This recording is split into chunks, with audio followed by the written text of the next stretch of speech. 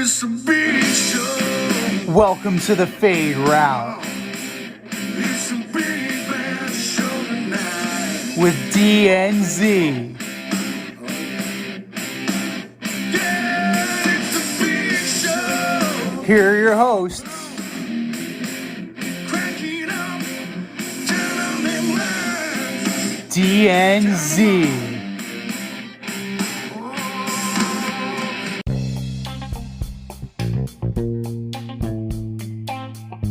Welcome everybody to this week's episode of the Fade Route with DNZ. I am Z, and we got a jam-packed show for you. We're breaking down the week that was in the NFL Divisional Round. Baseball has a new Hall of Famer, and Grayson Allen does Grayson Allen things.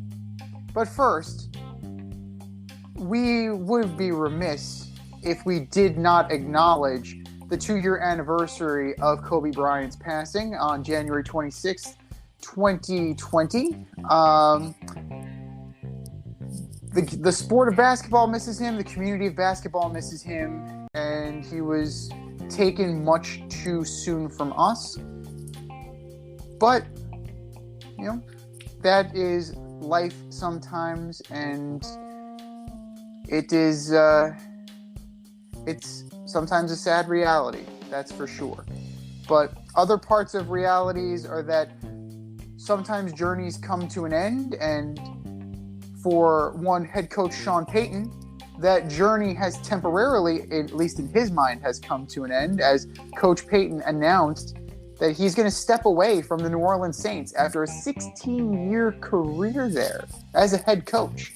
Spent time as the Cowboys offensive coordinator before that, and he's got ties there. He's from Chicago, so naturally the rumor mill is kind of churning. He also was a part of the Parcells coaching tree, so anytime you mention the Parcells coaching tree, of course, you're going to try and loop in the Giants.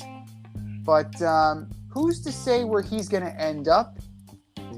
As of right now, he has no intention of coaching, but you have to know that Jerry Jones is kind of licking his lips and frothing at the mouth to get Sean Payton in the building. He might, pack Mike McCarthy's office himself if it means he gets Sean Payton in that building. So that is definitely a story that we need to monitor. And you kind of knew the writing was on the wall for Sean Payton in New Orleans, considering the fact that, Taysom Hill, he invested all that money in Taysom Hill, and, not a quarterback. Not a quarterback. So life without Drew Brees has not treated Sean Payton well, and it does not surprise me that he's taking a little bit of a break. And here he is. I've known this guy since our days on Carousel Shoes. Flight crew through and through, the last QB in St. John's history. What's up, D? How's it going, man? Hey, you touched on some really important headlines there. Kobe Bryant, I mean, what a tragedy. How crazy is it that the Lakers are currently 24-24, and they're the 8th seed in the West? Wow. How creepy is that? Damn. That is some numerology type stuff right there. Damn, sports is a weird thing. LeBron showed his dominance last night against Brooklyn, which was awesome. To talk back about the Sean Payton thing, listen, I get it. I mean, he's been there for a long time, but are we going to say that he was really a good coach? Well, I think they went to maybe 2 NFC championships, 1 Super Bowl, 1 title in 16 years. Meanwhile, Brees broke all those passing records. 1 year without Brees doesn't really make any noise, doesn't make the playoffs. Team is in cap hell right now. Cap hell. The team's going to have to get gutted, traded away, and he's going to step down. And you're right. It is probably take that Dallas job. I don't think it'll be the Giants job. It's the Dallas job, because if McCarthy goes into the playoffs and loses 1 game again, the next week he'll be fired, like you said. Jerry Jones will help him pack his office, and here comes Sean Payton, which he's wanted for years. And I do think that Sean Payton, with those players, Zeke, Dak, CD, Wilson, Cooper, if he winds up staying, they have a chance to really be a good team. But I'm just not so. I mean, they were talking about it on KJM this morning about, oh man, Sean Payton, he's a great coach, and he could really change a team around. And I don't see that. I don't see that. He had one of the most prolific passers in NFL history, and they won one. And if they don't recover that onside kick, they probably don't even win that game. So, I mean, if I was him, I would step down too. I don't want to coach this team. I mean, come on. Winston's coming off an ACL tear. Taysom Hill is pretty much going to be the quarterback, and that was a mistake, giving that guy all that money. You can't draft a guy. I mean, this team, Michael Thomas is out. I mean, he hasn't played in 2 years. If you're Alvin Kamara, do you see the writing on the wall and kind of want out? It's hard to say, right? Because that division is kind of up in arms. It's anybody's division right now, right? Yeah. We're going to talk about this later, but Brady could potentially be retiring, right? The Carolina Panthers really got to start over. Okay, we don't know what they're going to do at quarterback. We don't know what they're going to look like next year. The Falcons are the Falcons. They're Matt Ryan and company. Matt Ryan's getting old. So, and the Saints, this is what it is. So, I don't know if Kamara would want to leave. He gets a chance to put up numbers. He has a chance to make himself a very valuable player. I don't know what the market is for him as a runner. It's a good point. I'm not 100% sure what the future holds there. I would say that it's not. I mean, the only thing that gives it any attraction would be Alvin Kamara and that defense, because there's a lot of problems right now, like you stated, and whatever gold or glistening nature the job has, because like what Sean Payton brought was consistency. He stabilized the franchise right after Hurricane Katrina. He and Drew Brees were the right guys at the right time in the right place. Right. So, like, it was the perfect storm for them.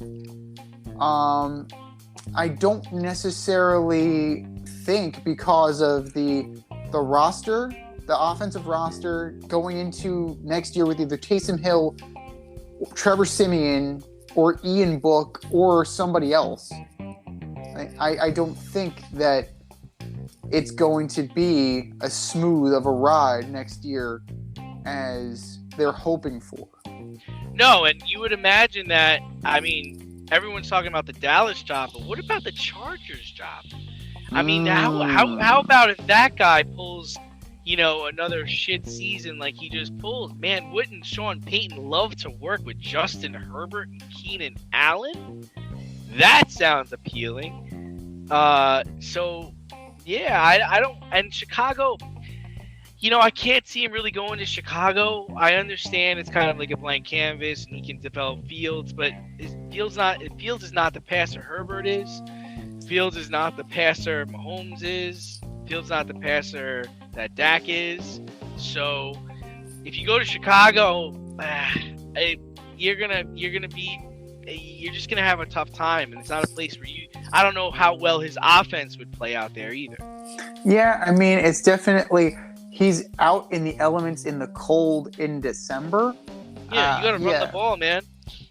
Yeah, I mean, the one thing is that he does come from the Parcells tree, and Parcells was all about running the ball. Is your hair thinning or is your hairline receding? Scalp micropigmentation will fill in the areas where your hair is missing by creating a short buzz cut look. Micropigmentation is a non-invasive procedure that will create the illusion of hair follicles for 7 to 10 years. For people with alopecia, this could be a permanent fix. For people with scars on their scalp, this is a great way to camouflage a scar. Don't lose confidence or feel like you need to wear a hat wherever you go. Marquez Studio is located in the Bronx and is open for all your scalp micropigmentation needs.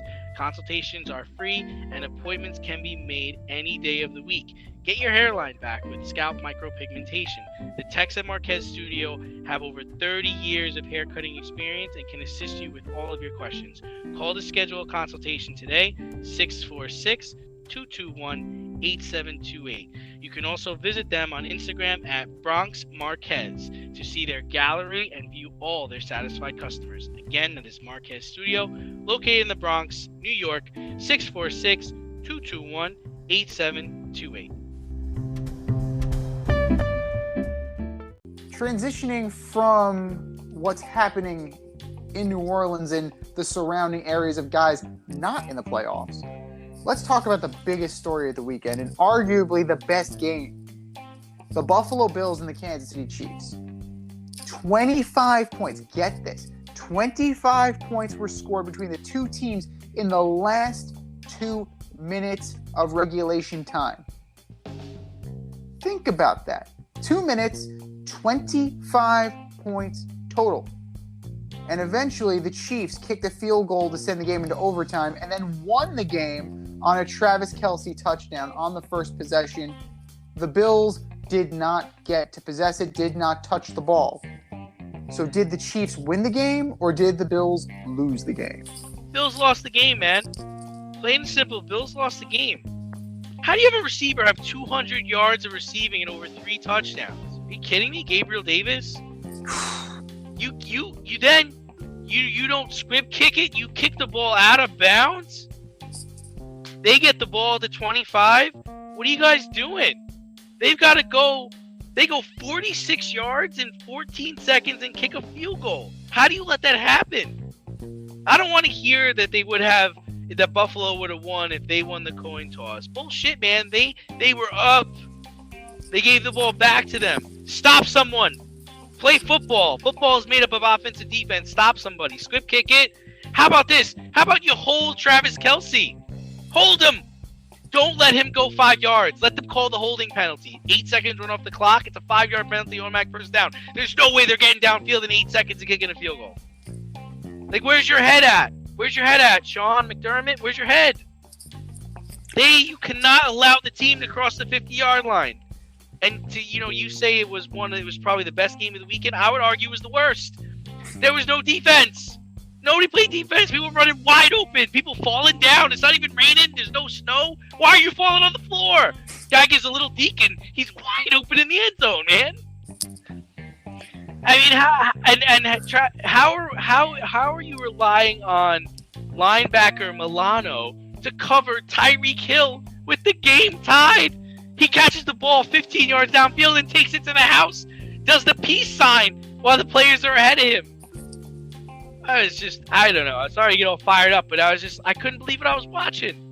And I like Allen, and Allen's a beast. Poor kid threw 9 touchdowns and 0 interceptions in the playoffs, and he's going home. Come on, man. I mean, you got to give credit to the Chiefs because they exploited the soft-ass defense that Leslie Frazier was running out there. I don't know if Leslie Frazier was, too preoccupied with his head coaching interviews. I know he interviewed with the Giants yesterday, but there were clips of Mahomes and Kelce talking it through. And they knew it. They could see it. The seam was there. There was a huge hole to exploit, and Travis Kelce exploited. Tyreek Hill running free. Like you said, we're going to talk about Cooper Kupp later. Both of these guys just free release, running free through the defenses. I don't know what's going on with that, but you got to keep the play in front of you. You got to make sure you're gaining the necessary yards to get Butker into field goal range, and you don't do it. That falls on Leslie Frazier's game plan and the execution of the defense. You can't fault Josh Allen at all for this game. 329, 27, 37, 4 TDs. Gabriel Davis balling out, like you said. He's going to make himself a lot of money. 8 catches for 201 yards. Like, that's a contract game right there. But you know, all credit due to the Chiefs. They took what was given to them. The Bills did not close them out, and they are moving on to the AFC title game. So Patrick Mahomes, it showed that this team has that championship pedigree, and you have to figure that they are the favorites in this upcoming AFC title game because of their experience, because of their talent level, and because of their explosiveness. Yeah, I mean, when I was watching the game, I saw it more as the Chiefs were letting the Bills hang around them. I saw the game as the Chiefs lost Tyrann Mathieu on like the first play. They lost their safety. I'm not saying that he would have made a bigger impact than he did, but it definitely might have affected the game plan somewhat. Gabriel Davis isn't running over the middle with Tyrann Mathieu there. Yeah, and to me, the Chiefs had more weapons, and if you were the Bills, I mean, you came in, you're going for it on fourth down, you're on the guideline, you score first, you go into halftime, the game's close, but you're on the road, but you score with 14 seconds left in the game. I mean, come on, we talk about every week how you can't give guys like Mahomes, Brady, Rodgers the ball with time. They did exactly what they're supposed to do. They scored with only 14 seconds left. They did what they were supposed to do. I don't want to hear that if it went to overtime, it would have been a different. And the Bills got the ball first. It would have been they would have won the game. Probably, possibly. You can't say that now. Not when you had a lead with 14 seconds left. You lose that.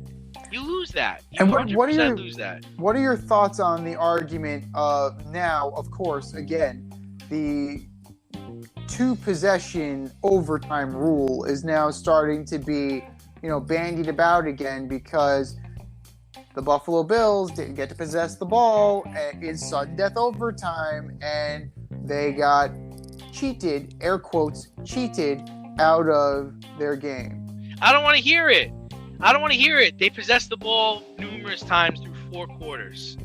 You got to at some point play defense. You got to at some point stop the other team. I like the old overtime rules. First team to score wins. That's it, man. You don't get the ball. The only thing that I would change, and I think we've talked about this before, is I want to see more of an element of home field advantage. So I think if you win the flip in the beginning of the game, then you don't get to choose the flip at the end of the game. Or maybe the home team gets to decide the flip in overtime. I think that could affect your strategy in the fourth quarter. Or maybe get rid of the flip of the coin toss altogether. What are we flipping coins for, man? It's the 21st century. Flip an iPhone. How about the away team gets to decide if they want the ball or not, and if they go into overtime, the home team gets to decide. Get rid of the coin flip. I don't think that is necessary.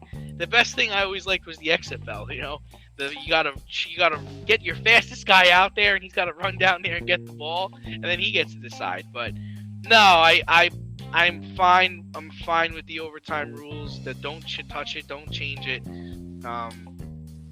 Yeah, it's over. I'm with you. I preferred the old overtime rule, the Adam Vinatieri overtime rule. Just get me close enough, and let's go home.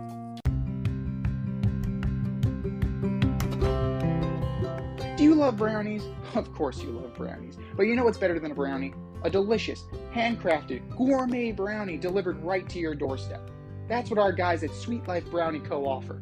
Chef Tommy D and the crew offer a dozen delicious delights that you will crave, from the classic OB to Dutch apple to campfire s'mores and many more. Check out their website, sweetlifebrownieco.com, for their Friday brownie drops. At noon, their site goes live and you see what they're making. Since you're there, become a site member and earn points. You earn 50 points just by signing up. Make sure you follow on Instagram and Facebook too, at sweetlifebrownie_co, for the latest updates and their latest releases and creations. That's sweetlifebrownieco.com. Give them a call, 845-641-3043, and tell them D&Z sent you. That's sweetlifebrownieco.com. 845-641-3043. Sweet Life Brownie Co. Because there's always room for a brownie.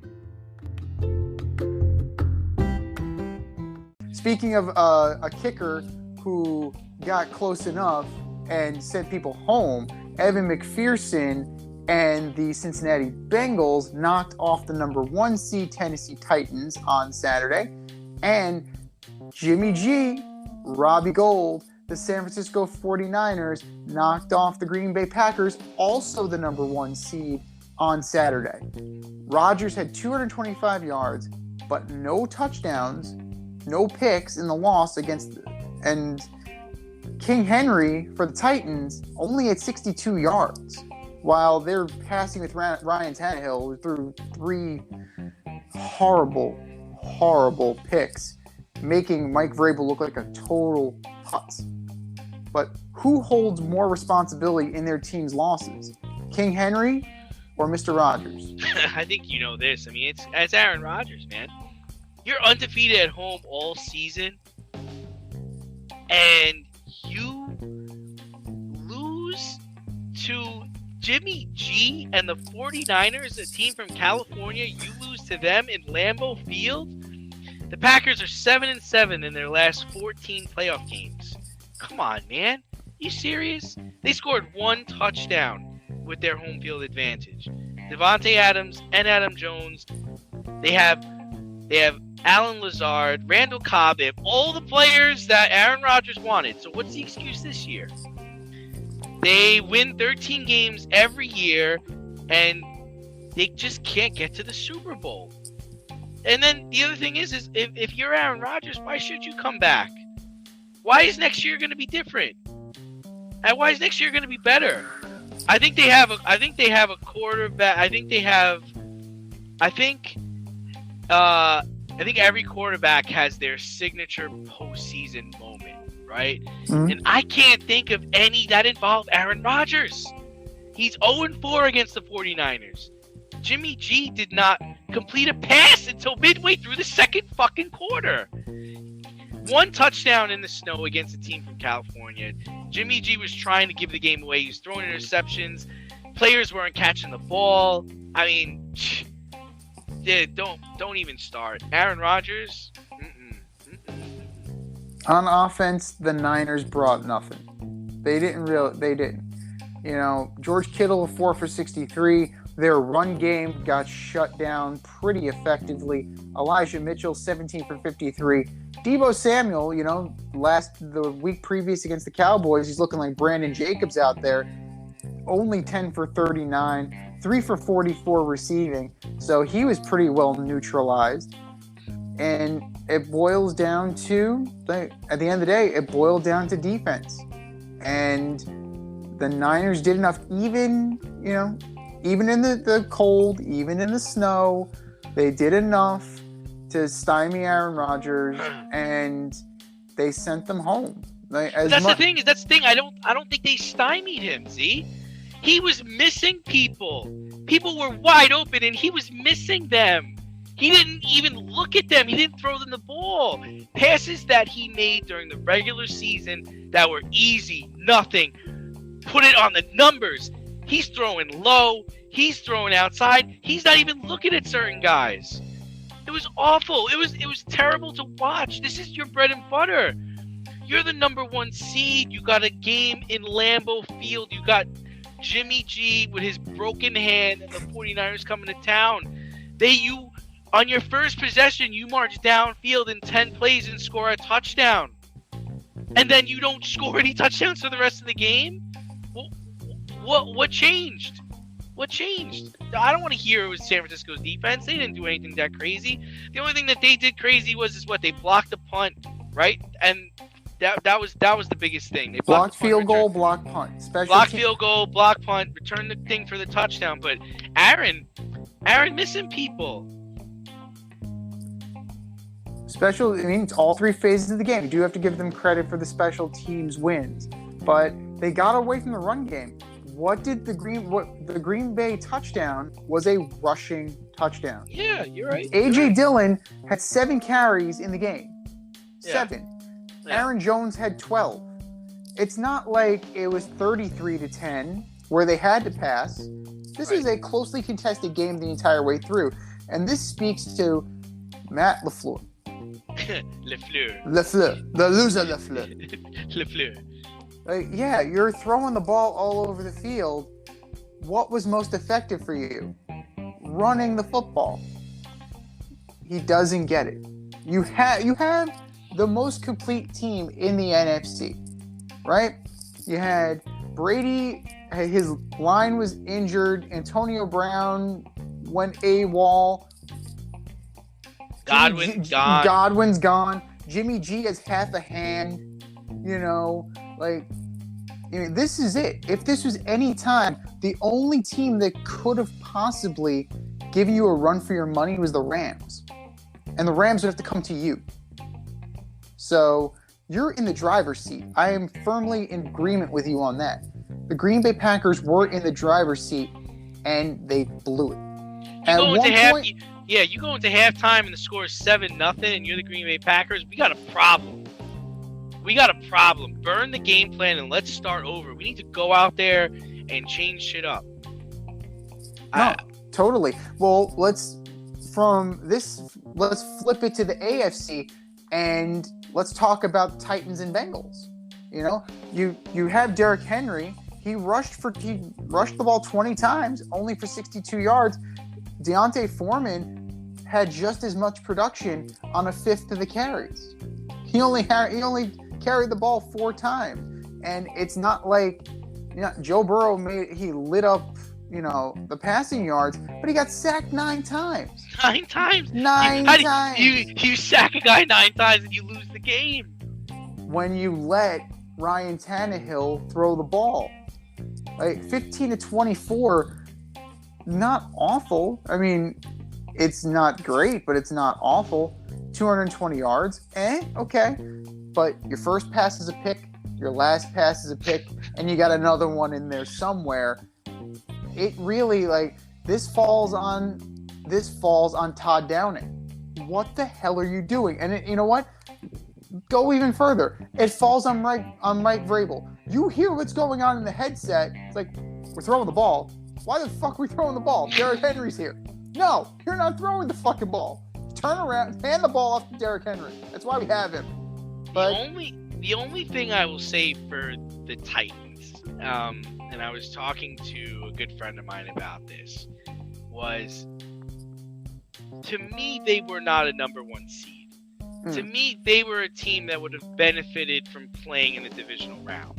And I don't think the number 1 seed helped them. Now let's remember, they're a number 1 seed, but they also lost to the Jets during the regular season. So True. did the Bengals. Okay, so I think they were a momentum team, and they have a really good defense, and I picked them to win the game, but I think the momentum hurt them, the week off hurt them, and they were going up against a team that has a lot of talent, right? Not defensively, so to speak, but they got a good quarterback. They got fast wide receivers. They got a Pro Bowl running back.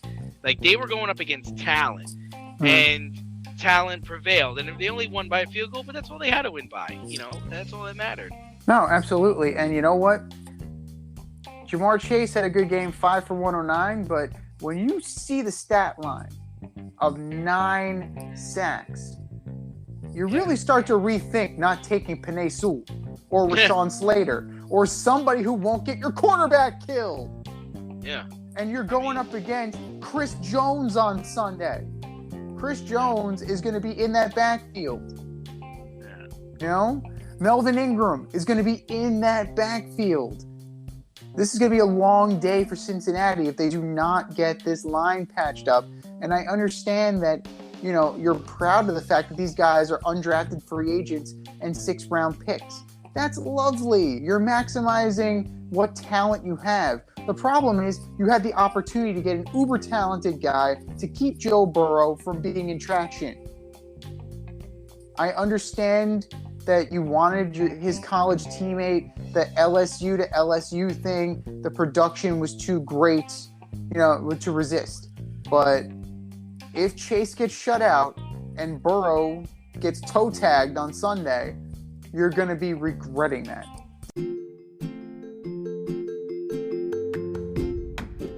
You can't help but smile when you see a balloon. The simplest occasion is a party. Westchester Pop Stars, located in New Rochelle, New York, offers balloon styling and decor for all life's events. Birthdays, anniversaries, weddings, showers, school and corporate events, store openings, or just because. Westchester Pop Stars takes balloons and shapes them into works of art, creating decorative installations for your special occasions. No event is too big or too small, and their custom personalization service is top-notch. Westchester Pop Stars is a private studio, quickly expanding. In-person consultation is by appointment only. Send an email to westchesterpopstars@gmail.com for more information or to schedule an appointment. No need to hire an event stylist. All you need is balloons. Currently servicing Westchester, Putnam, New York City, and Connecticut. To find Westchester Pop Stars, search for them on Instagram, Facebook, or Google. Speaking of regretting decisions, you know who's not regretting a decision right now? Les Snead and Sean McVay. I was about to say, don't say it. Don't say it. I did it. In the biggest surprise of the weekend, in my opinion, Matthew Stafford and the Rams upset the Golden Boy and the Tampa Bay Buccaneers 30-27 on Sunday. The Bucs were down 27-6 at one point, but Tampa Bay tied the game with less than 2 minutes left in the game. Matthew Stafford threw a bomb to Cooper Kupp, who ran free again to set up the game-winning field goal for Matt Gay with no time left to kill the clock. Like we say on this show, to quote the very, very dapper Nature Boy Ric Flair, to be the man, you got to beat the man. And since Stafford beat Tampa Tom, are they the favorite to win the Super Bowl now? Yeah, I mean, you took the words out of my mouth. I mean, that's what I always say, right? To be the man, you got to beat the man. And he went in and he beat the man. I mean, they're star-studded. They're healthy. The Bucs had every opportunity to win the game, right? Mm-hmm. You had 2 fumbles by Akers. They had the snap that went over Stafford's head after Brady gets stripped. They came back from being down 27-6 to tie the game. Looks like we're going into overtime. And oh wait, Antoine Winfield lets the best receiver on the field get behind him, and then he tackles him so that the game-winning field goal could get kicked. You know, I was watching the game and I was telling myself, you know, Tampa doesn't deserve to win this game, especially the way they played the first 3 quarters.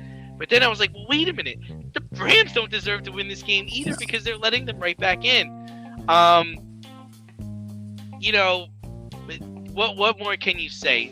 To me, in my personal opinion, it looked like Tampa did not come ready to play. And that's unfortunate.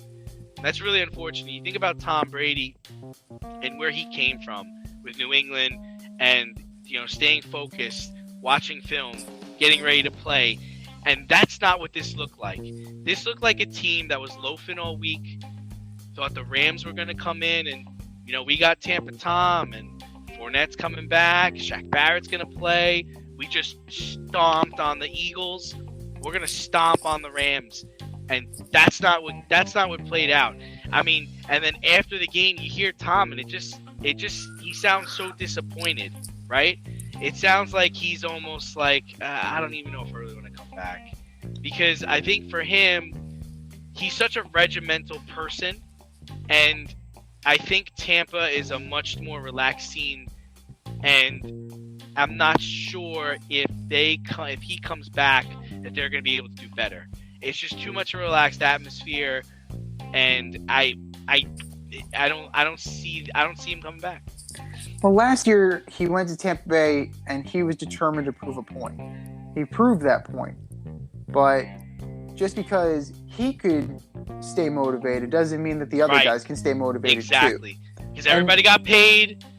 Everybody got their championship. Everybody got their ring. They returned the whole team. Right. Nobody there is hungry. There ain't nobody there is hungry. Yeah, there's only one guy who you know is going to be there along with Brady, and that's Gronk. Because he's been doing it ever since he got drafted out of Arizona. Like, this has been the Brady and Gronk show. But, you know, it was not a clean game by any means necessary.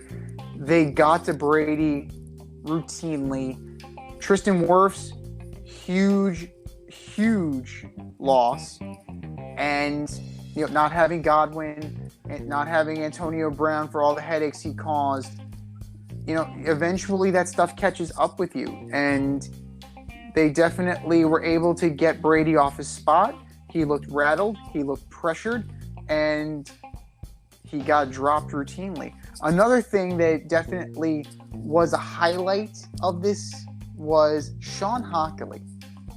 And that lame-ass personal foul, you know, on taunting on Ndamukong Suh for wagging his finger at Matthew Stafford. Like, okay, that's fine. And then the unsportsmanlike conduct penalty on Brady. It's the first time he's ever been called for unsportsmanlike conduct in his career.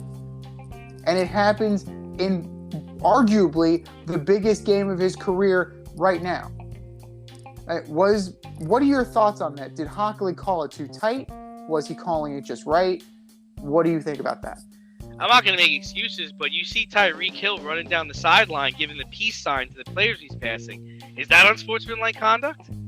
The other thing I thought that was a miss, and I haven't double checked, I haven't looked at the rules, but it seems a little odd to me that on the fourth down, Eric Weddle lays out Mike Evans. Oh, I forgot about that one. Gets a personal foul penalty, but because it was an incomplete pass, it's a 15-yard penalty after the Rams get the ball.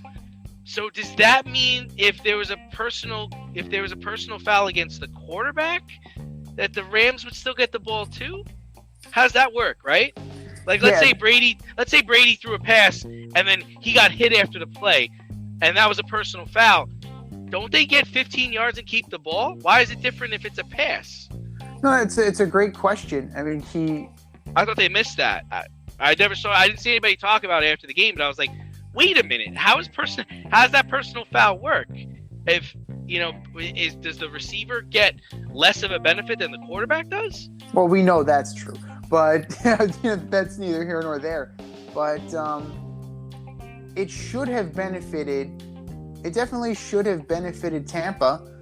And I don't know if that. I need to look at the rule. I need to see the interpretation of that rule because that seems a little off. I mean, it wasn't pass.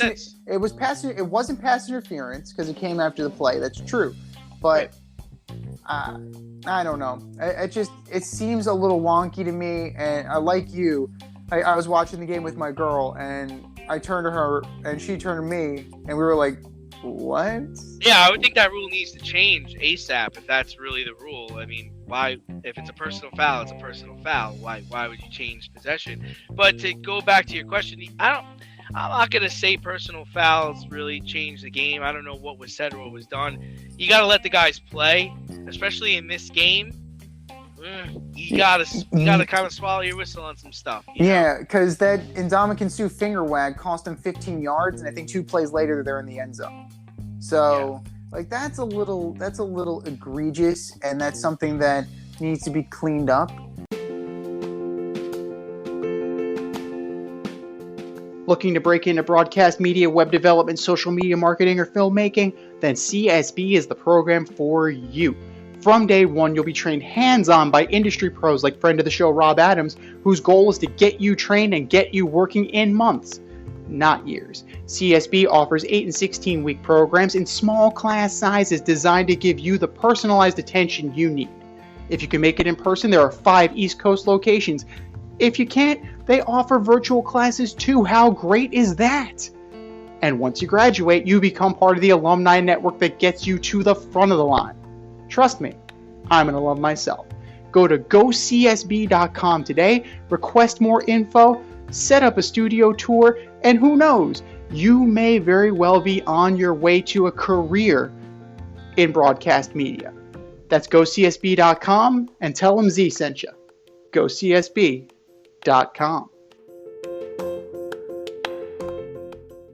But speaking of being cleaned up, we have a new Hall of Famer in Cooperstown. The Baseball Hall of Fame class of one was announced on Tuesday. Is it a class if it's just one? Well, he will be joining other people because, you have the Veterans Committee votes, guys like Jim Cotton, Gil Hodges, and Minnie Minoso. David Ortiz will be joining that list. He is now a first ballot Hall of Famer, getting almost 79% of the vote. This is the first time a player who has tested positive for PEDs has been elected to the Baseball Hall of Fame. Remember, he was named in the Mitchell Report, but because that was unofficial, it was kind of stricken from the record, pay no attention to the man behind the curtain.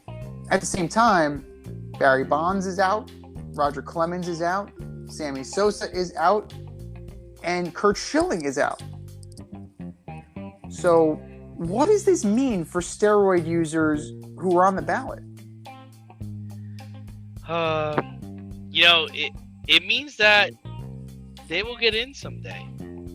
It means you're allowed to cheat in baseball and be immortalized in the sport. It means Joe Morgan is turning over in his grave. It means everyone will get in at some point, but most of all, it means I'll never step foot in this Baseball Hall of Fame. David Ortiz was too well liked not to make it in, basically. People were able to see past his PED accusations or his PED use, and we're like, man, this guy represented Boston. This guy was the face of the franchise. He broke the curse. He won a World Series. He won 2 World Series there, and I think that's what happened. Where with Bonds and Clemens, people don't like them. The only problem I have, and I was listening to a couple of other podcasts today, and I can't recall who it was, but he brought up a good point. He's like, Roger Clemens and Barry Bonds were good before they did steroids. They did steroids, and it allowed them to last longer, probably put up better numbers. If you think about Roger Clemens, I think he did it when he was with Toronto. He got the back-to-back Cy Youngs, and then he winds up going to the Yankees, and he prolongs his career. Bonds went from hitting 40 home runs to hitting 60 home runs, and he got enormous, right? But they were pretty good players, and they were pretty on pace to probably get into the Hall of Fame. But you look at Ortiz, I mean, he was on the Twins, and then all of a sudden he goes to Boston, and then we see him start to put up numbers. So that's where I have the problem. And the other problem is you got a guy like Bud Selig, who was the commissioner of the league when the steroid era was happening, and he knew it was happening, and he got into the Hall of Fame. So it's and just to be quite honest with you, I've been listening to Jeff Passan the last 2 days. I'm sick and tired of him because he keeps painting them as victims. They're not victims. They chose to do what they did. If they don't get in, they don't get in. You can tell the story of baseball without these guys. That's just my personal opinion. But on the flip side, I'm saying that if you let one of them in, you gotta let them all in. So let Pete in, let the Black Sox in, let them all in. Either let them all in or don't let any of them in. That's all I gotta say. I'm in agreement on that one. And I think it's very telling that this was A-Rod's first year on the ballot, right? What was A-Rod's percentage? 33.5. Yeah. So look at Alex. I mean, I can't stand him. I think he's a preening schmo. Like Tony Kornheiser, Michael Wilbon like to talk about Brian Billick as a preening schmo. A-Rod to me is in the same category. So immensely talented dude. Didn't need to cheat, just like the other guys. Right. But they're making an example of him. Right. Bonds was in the 50s or 60s when he first got on. Clemens was in the 50s or 60s. He starts out at 33.5. That is very telling. And it really is a popularity contest. It becomes who is a media darling and who isn't. Perfect example. Albert Bell is a cuspy Hall of Famer. I would argue that Albert Bell was one of the best sluggers of the 90s. Career, 381 home runs, lifetime 295 batting average, 1,239 ribbies, an OPS of 933. Dude was a hitter. Albert Bell could flat out rake, but he was also a Hall of Fame asshole. So he didn't sniff the vote, right? He didn't sniff the ballot. It's on record that the media punished Jim Rice for being a prick, and then they finally let him in. They threw him a bone. So let's not pretend that this isn't some kind of popularity contest and, you know, we're going to grease the palms of the guys that were nice to us and gave us access. That's just a crock. So there needs to be a better way of determining, or a better way of deciding who that's going to be. Now, Curt Schilling is another Hall of Fame asshole, but you know, maybe he's onto something with just having a committee of veteran players. You know, like, let my peers decide if I'm good enough to be in the Hall. Yeah. Because what's going to happen is eventually he's going to get in the Hall of Fame. All these guys are going to get in the Hall of Fame because there's going to be some committee like 10 or 20 years down the line, maybe 30 years down the line, and they're going to look past it. Manny Ramirez is going to get in with them because, you know, another guy, Manny could flat out hit. He didn't need the performance-enhancing drugs, but he was one of the best hitters of a generation. And it will happen where these guys get in. I don't know if Pete Rose is ever going to get in. I don't know if the Black Sox get in. But at the same time, I'm with you 100% lockstep. If baseball is a museum, if baseball's Hall of Fame is a museum designed to tell the story, you can't leave that chapter out, as my dad used to say. If you're writing a book, you don't write an incomplete book. You tell the whole story. No matter how disturbing it is, or how uncomfortable it is, or how bad it makes you look. Tell the story. Are you in need of air care maintenance or service? I have the company for you. Air Care Technicians. They service the Westchester and Northern Bronx area and can help you with all your heating and cooling, maintenance, and service needs. Just give them a call at 914-315-1547. Again, that's 914-315-1547. Or shoot them an email at aircaretechnicians@gmail.com. These guys are the real deal, as they are veteran-owned, licensed, and insured. Make sure to tell them that D&Z sent you. And speaking of telling a story, do I have a story for you? There once was a man named Grayson Allen, who was a dirtbag at Duke, a very dirty player in college. Gets drafted, plays a few years in the NBA, somehow ends up on the world champion Bucks. Seems to have kind of, you know, mended his ways a little bit, or at least, you know, learned how to play a little bit better so he didn't have to be dirty. And then he goes and fouls Alex Caruso, fracturing Alex Caruso's wrist. Grayson Allen of the Bucks was suspended for 1 game for this action. What do you think the NBA got right here? I mean, we all know what kind of person Grayson Allen is from his days at Duke. But like you said, he's been a model citizen in the NBA for quite some time. Probably because he hasn't been able to stay on the NBA level, spending time in the G League for most of his career. The league did what it could, I think, based on how they punish kind of like first-time offenders, or offenders in this case. So I'm not mad at the league. I think they did what they could. However, and this is kind of old school here, The Bucks play the Bulls again on March 4th.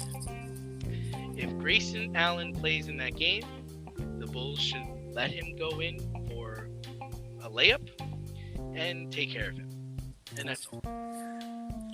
A little old school justice. That's all. That's it. I mean, we don't have the ability to show the clip, but Caruso's going to the basket for a layup, and Grayson Allen pretty much runs alongside of him, grabs him by the arm, and pulls him down. Does not go for the ball, pulls him down, and then laughs about it as he's told that he's been ejected from the game. That's a problem. Didn't go to Alex Caruso and be like, oh man, I'm so sorry, are you okay? Like, didn't do any of that. So that's where I am with it. I don't think it was harsh enough because yes, he went up and he hit him with his right hand, but then when you watch the clip of the video, he goes in and he kind of grabs the other wrist and yanks a little bit. Down. He pulls him down. So there's clear intent to injure. There is clear intent to injure there because you're not trying to break his fall when you're doing that. You have a clear understanding of what you're trying to do. If you're trying to attempt to injure, I'm not saying you have a suspension as long as Caruso is injured, but 7 games, 10 games, I would have been fine with. 1 seems like he got off light, but dropping the hammer on him based on what he did in college also isn't the way to go. But a 10-game suspension, I think, would have been more than fair for a marginal player who committed a thuggish act and showed no remorse for it. In hockey, he'd be labeled a goon, and what would happen? Exactly what you said. They would send out the goon, they'd drop the gloves, and they'd beat the shit out of him. And that's probably what's going to happen in some form or fashion the next time Grayson Allen plays the Bulls. He deserves it. That's what should happen. But transitioning from professional basketball to college basketball, Auburn. Yes, Auburn. That Auburn, the football school. They are the number 1 team in the country in men's basketball. Under head coach Bruce Pearl of Wisconsin-Milwaukee fame, of Tennessee fame, and possibly Louisville fame, as he's been tied to that job now that Chris Mack has been fired. Does this mean anything at this point in the year that Auburn is number 1? Or is it almost that time for Bruce Pearl to leave due to scandal? At first glance, I thought to myself, no, it's not a big deal. Because we were 2 months away from the NCAA tournament, and they're not the best team in the country. I mean, they're number 1, but they're not really the best team in the country. But then the more I thought about it, I was like, man, it's the first time in the history of the program that they're number 1 in college basketball. And then this is something not even Charles Barkley accomplished. And the other part is let's look at the redeeming side of Bruce Pearl. Let's be positive about it. After all the scandals at Iowa, Milwaukee, and Tennessee, he's risen to the top again. I mean, I don't trust the guy, but I think this is certainly an accomplishment for him to be proud of, for the school to be proud of, for his team to be proud of. Well, definitely. It's the first time that it's ever been done at the school. But like you said, they're not a standout in any capacity. Only averaging 79.4 points per game. Yeah, I get it's college and scoring isn't as high in college, but that ranks 31st in the country. It's not like it's an offensive juggernaut, They're tied for 60th in rebounds per game. Okay, not that great there. Oh, decent. 15 assists per game. They're not playing super great defense. They're allowing 65.3 points per game. So, it's a good collective effort right now. You have guys like Jabari Smith, Wendell Green Jr., Walker Kessler. You have players there that are, contributing to the greater whole. And this season's just been a weird year because you've had Purdue at number 1 and they got trounced. nobody seems to want number one for very long this year. So it looks like it's going to be one of those years that it's going to be wide open. And I don't necessarily know if they're even a number one seed come tournament time when Selection Sunday comes. I'm not 100% sure that that's going to be the case. But at this point in time, it's a nice little footnote. It's a nice little story. But I don't know. And what are your thoughts on the Chris Mack firing? And should Bruce Pearl be interested in this? Because Louisville is more of a basketball school. He will get more attention than still, being at Auburn. But do you think this would be a good move for him, or should he stay under the radar? Oh yeah, a school like Louisville, riddled with scandals, sounds right up Bruce Pearl's alley. Well, that just means Iona's next. Yeah. No, I don't. No, I don't think so. I think he should stay at Auburn. This fits him. Louisville's got a lot of issues, and they don't seem to have anything under control. And I don't understand how they go from problem to problem there. They're such a big time powerhouse basketball school, but yet this seems to be hitting them from all sides all the time. So no, I don't think it's a move for him. He should stay with Auburn and see what else opens up. But I would stay away from schools that have trouble associated with them. It would be hilarious though, because we think about this. They would turn to Bruce Pearl after a controversy. Yeah. Because they still haven't recovered from Rick Pitino, right? They had Rick Pitino, now they have Chris Mack, and now we're gonna have this normalizing, stabilizing force, Bruce Pearl. It just sounds like a bad idea. I'm actually wondering that if Shire doesn't work out in Duke, if Duke is gonna go after Pitino, because we posted on the web, we posted on Insta.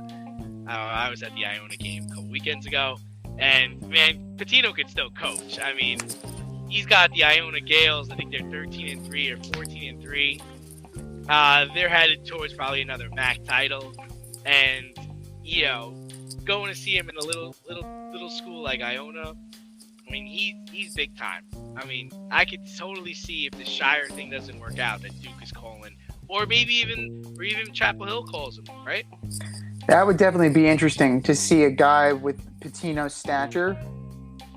It would be very interesting to see how he fits in with the history and with the programs there, because generally speaking, they don't necessarily want the big name. They want to create the big name. Yeah. And that would be very interesting to see how. Because it feels like an oil and water situation, but it's definitely something I'm intrigued to see. And we both know that Rick Pitino is going to go big game hunting eventually, and vice versa. Big name colleges are going to be calling him. Iona is just a stop on the road. But it wouldn't surprise me if he was in the conversation, and it would be very interesting to see how he would fit in one of those big name schools.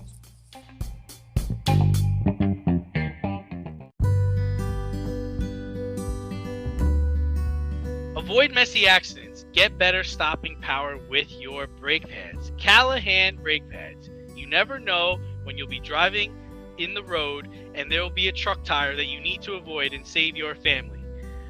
Callahan Auto. We really care about what's under your hood.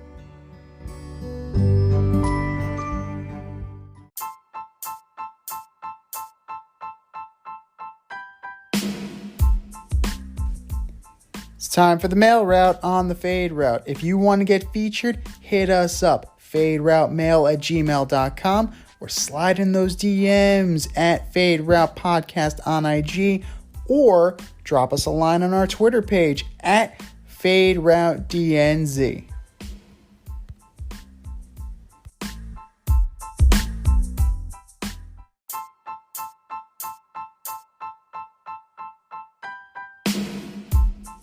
All right, boys and girls, we have a full mailbox for you today. If you want to be featured, email us at faderoutemail@gmail.com or slide in those DMs at FadeRouteDNZ on Twitter or Fade Route Podcast on IG. Our first email of the day comes from Dwight in Richmond, Virginia. Hey guys, we've seen a lot of coaches and GMs get fired since the regular season ended 3 weeks ago. How important is it for the NFL to have more minority head coaches and GMs in the pipeline? Yeah, I mean, it's incredibly important. And to me, it seems like the Rooney Rule really isn't working. And I just don't get it. I don't understand how something like this happens. You have a team that has you have football teams that have so much diversity, but you don't have diversity among head coaches. You don't have diversity among GMs. You don't have any diversity among owners. And you wonder, at what point is this going to change? You can't tell me that Mike McCarthy was the only person capable of coaching the Dallas Cowboys. You can't tell me that Zach Taylor was the only person capable of coaching the Cincinnati Bengals. I mean, you're not even close to a 50-50 split. Right now, there's only one African American head coach in the league after Brian Flores recently got fired. So you gotta change, and I'm surprised it's taking this long. Well, the thing with the Rooney Rule is that teams now have figured out ways to circumvent it, right? So you'll interview a low-level special teams coach that you really don't have any interest in, and just like, oh, check the box. I fulfilled my end of the bargain. So in a way, they're dealing in bad faith. But to what you were saying, it's a boys' club, man. It's a good old boys' club. It's the same guys, the same owners, with the same coaches, the same GMs. It's a cannibalistic kind of environment. And it's very rare that new blood gets into the mix.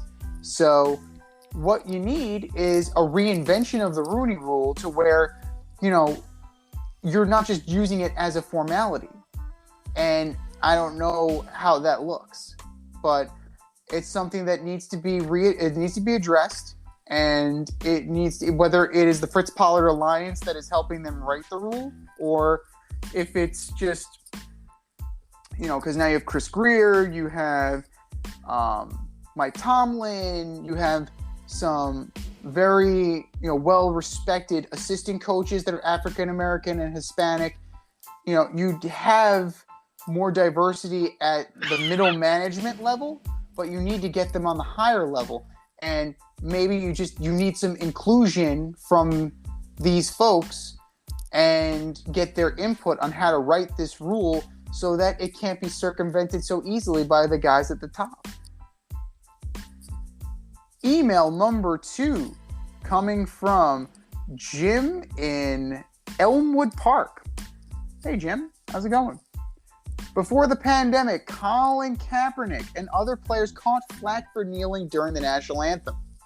At the time, Kaepernick and other players were trying to bring attention to social justice in America. Over the last 2 weeks, the NFL has had record-breaking viewership. Have people forgot about social injustice in America, or does time heal all wounds? Yeah, unfortunately, I do think people have forgotten. We had so many people speak out when the kneeling occurred, where they were saying, "Oh, I'm boycotting NFL. I'm not watching any more games." Guys, as a person who works in media, I've seen the ratings. People are watching the games. Yeah. So yeah, I do think, and think about it. I mean, we didn't talk at all. We haven't been talking at all at what players or coaches are doing during the national anthem. I couldn't tell you who stood, who kneeled, or what happened this weekend. I think at the time it brought attention to it, but if you look around, you read papers, and you see what's going on in the world, I think we are forgetting again. Well, I mean, you definitely have, it's coupled back with that first email.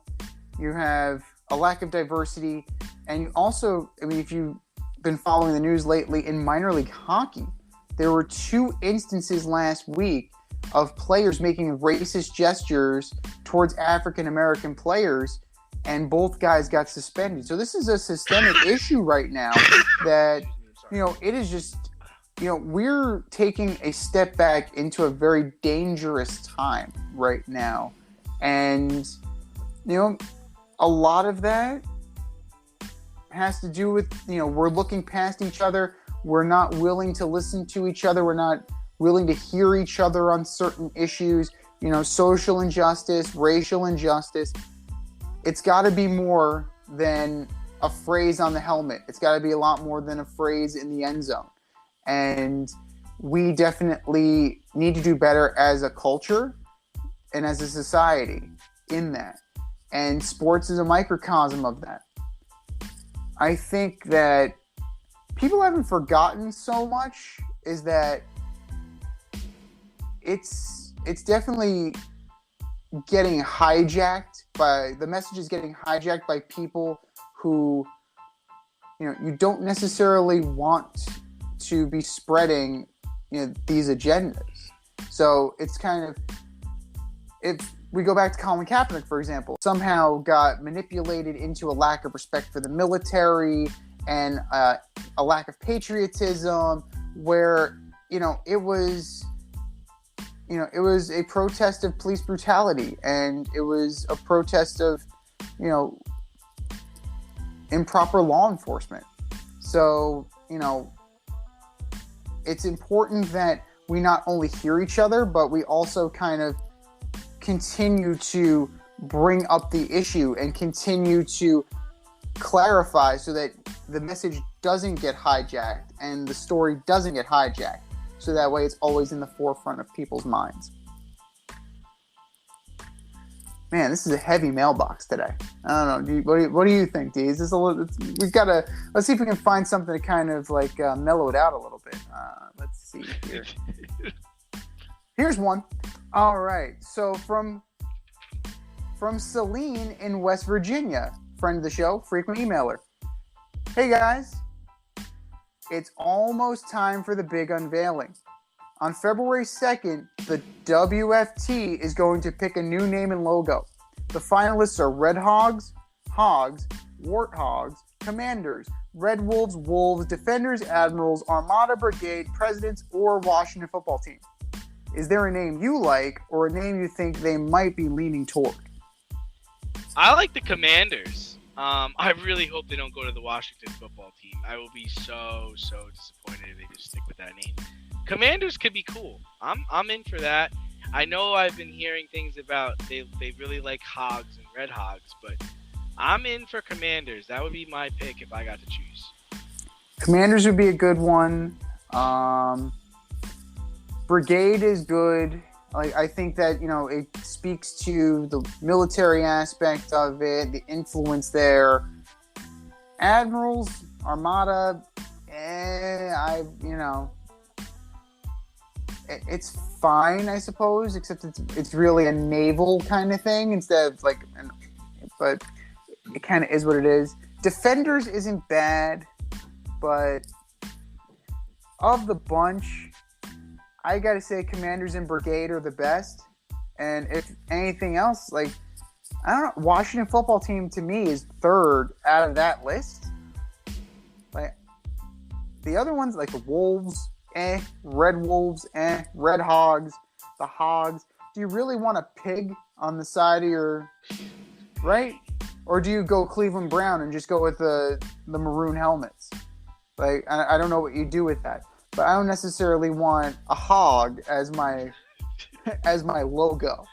You might as well get Porky Pig while you're at it. But, Commanders can be badass, Brigade can be badass, and you can really kind of portray that toughness that you're thinking about and that toughness that you want to portray going forward. And all of these are neutral so that, you don't have the diversity issues, you don't have the racial stereotyping issues that you have had in the past. And, this is something that Dan Snyder definitely needs to clean up. And any of these would be a fine choice, but you definitely, I think you got to go with something with a little bit of oomph to it. Brigade or, Commanders would be good too.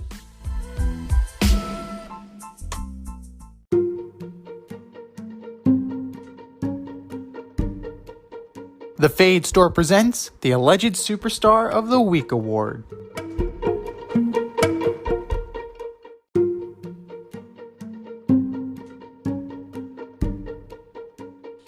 All right, boys and girls, you know what time it is. It's time for the Alleged Superstar of the Week. We tell you our nominees. You go to the Twitter poll at FadeRouteDNZ and you vote. And you vote, and you vote, and you vote. Do you know who won last week, D?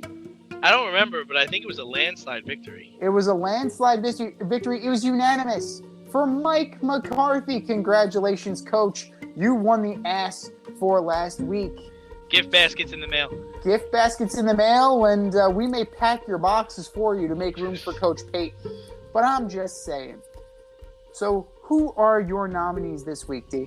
Oh, this week it was really easy. First up for my alleged superstar of the week is a Mr. Aaron Rodgers. 0-4 against the 49ers, and you told them that they would pay since they didn't draft you. They paid all right. You've helped them advance. So, good job, Aaron. 225 yards in a home playoff game at Lambeau Field, missing throws, and losing to injured quarterback Jimmy G. Aaron Rodgers, you are my alleged superstar of the week. Next up, Antoine Winfield Jr., the safety for the Tampa Bay Bucks. The game is tied. You have one rule as a safety. Don't let anyone get behind you.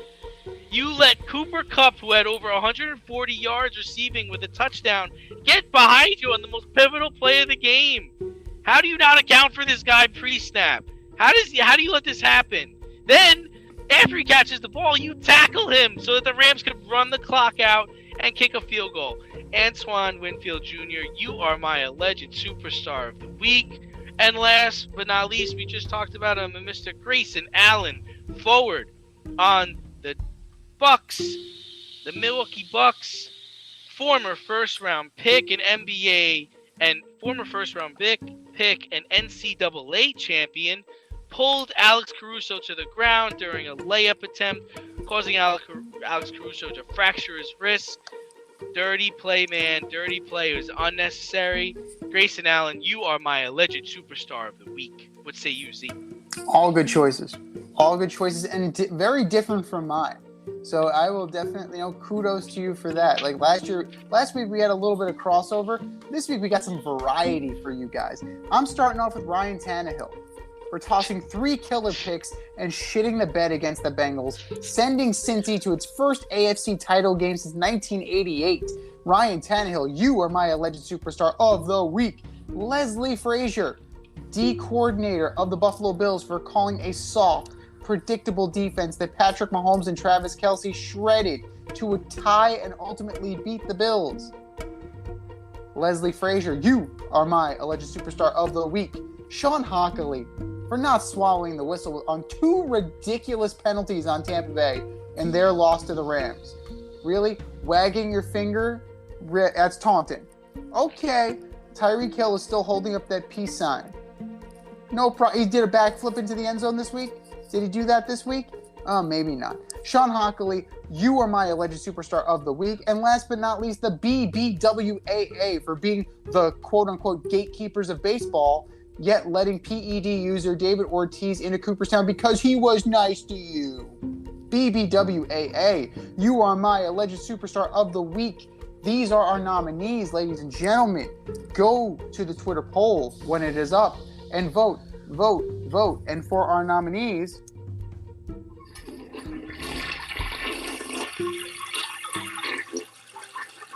just do better. Just do better.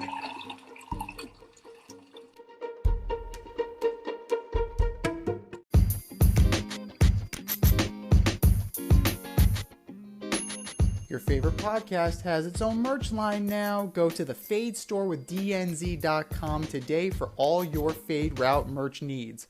I'm talking tank tops, t-shirts, sweatshirts, like yoga pants, we got those too. Like some cool accessories, we got those too. And we're not done yet. We have so much more planned for you, but check out what we have today at the Fade Store with DNZ.com. That's the Fade Store with DNZ.com.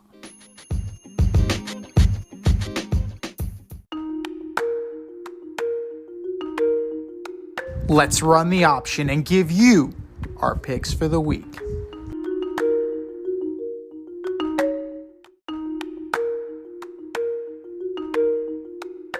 All right, boys and girls, is the option for conference championship weekend. How'd you do last week, brother?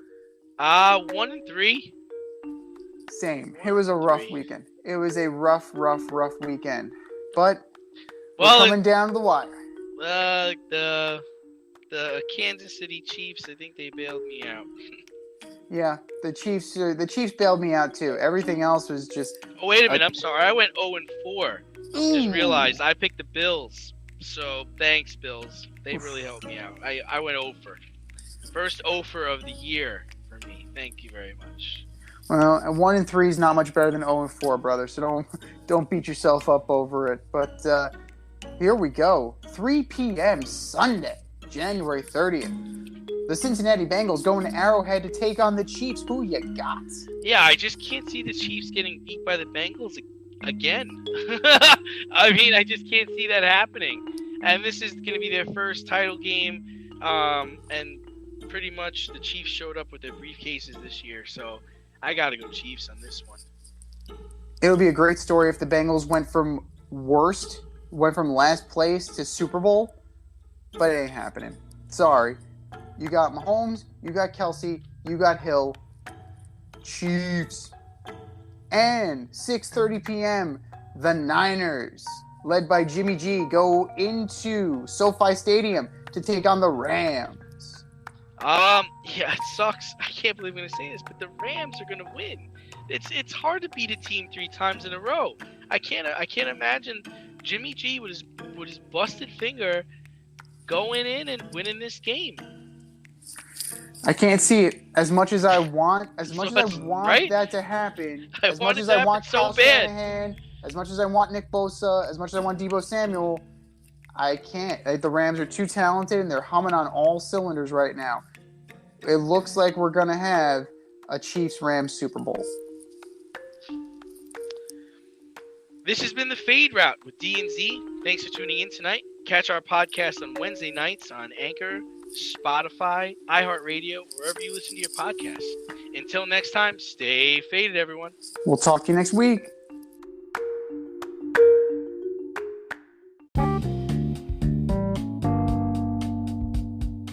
If you want to get in on the action, we want to hear from you. Hit us up at Fade Route Podcast on IG, faderoutemail@gmail.com, or slide in our DMs at Twitter at FadeRouteDNZ. Questions, comments, picks, segment suggestions, you name it. We want to hear from you. Get at us, in crowd. Thanks for listening to this episode of our podcast. If you like what you heard and want to hear more, be sure to like and subscribe on your favorite podcast platform. Rate us 5 stars, leave us a review, turn on subscription notifications, and tell your friends. Spread the word, spread it wide.